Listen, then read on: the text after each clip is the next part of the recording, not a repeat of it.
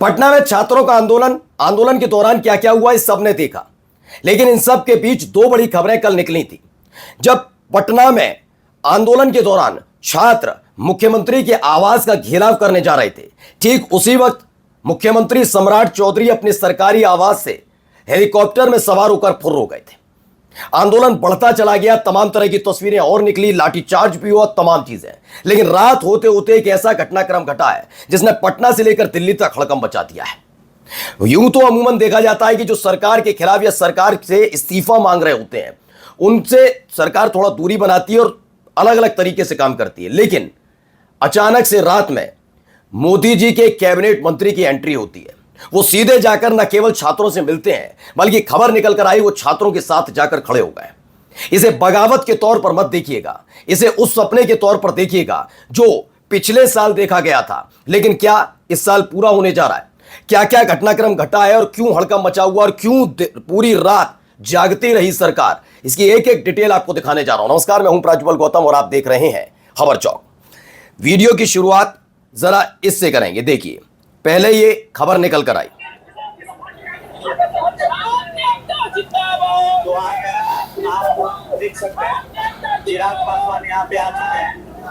चिराग पासवान का एंट्री हो गया है और आप लोग देख सकते हैं कि वो मंच पे चढ़ गए। ये छात्रों के आंदोलन के वक्त का है। और जस्ट उनके बगल में दिलीप कुमार।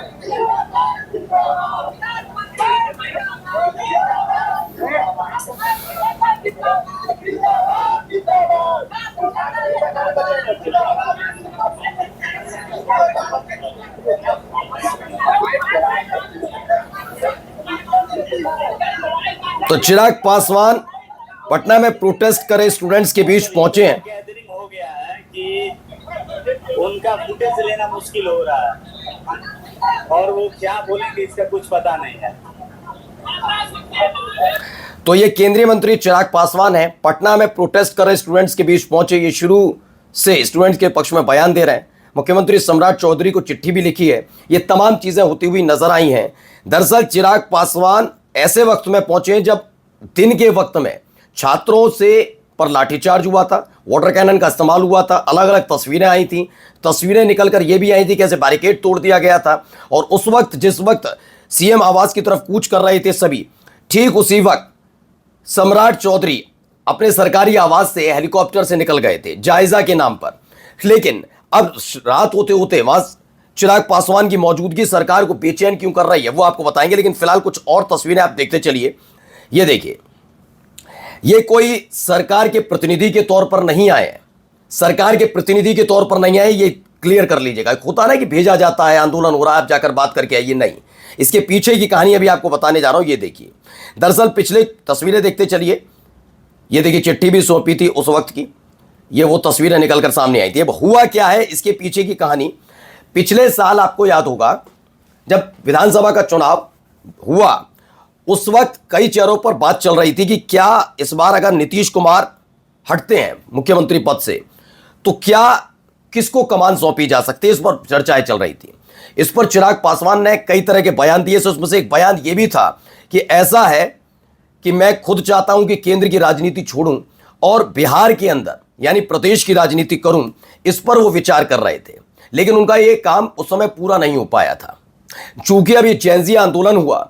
और इस आंदोलन के दौरान, अगर मैं बार बार कहता हूं, पहले भी कह चुका हूं कि एनडीए के पास बिहार के अंदर एक युवा चेहरा कोई है एनडीए के पास, तो वो सिर्फ और सिर्फ चिराग पासवान है।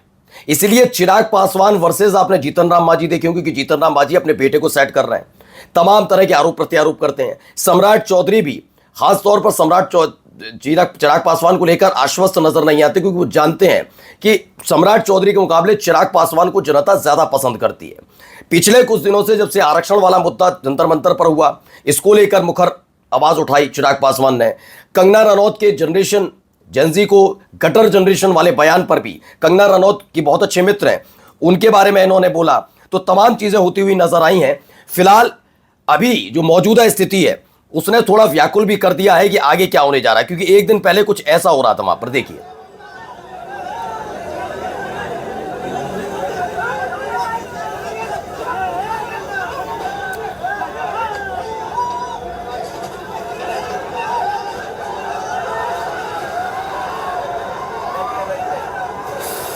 ये देखिए, ये सब हुआ था कल, आपको पता होगा।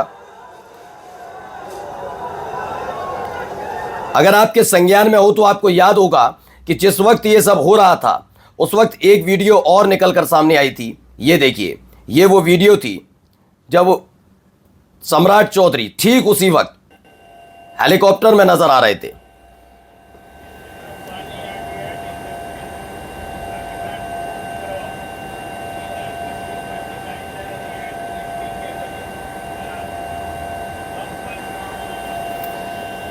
यानी जब छात्र कूच कर रहे थे मुख्यमंत्री आवास की तरफ, तब सम्राट चौधरी हेलीकॉप्टर में सवार होकर वहां से निकल गए थे। ये तस्वीरें भी निकलकर सामने आई थी और कहा जा रहा था कि बाढ़ प्रभावित क्षेत्र का दौरा कर रहे हैं।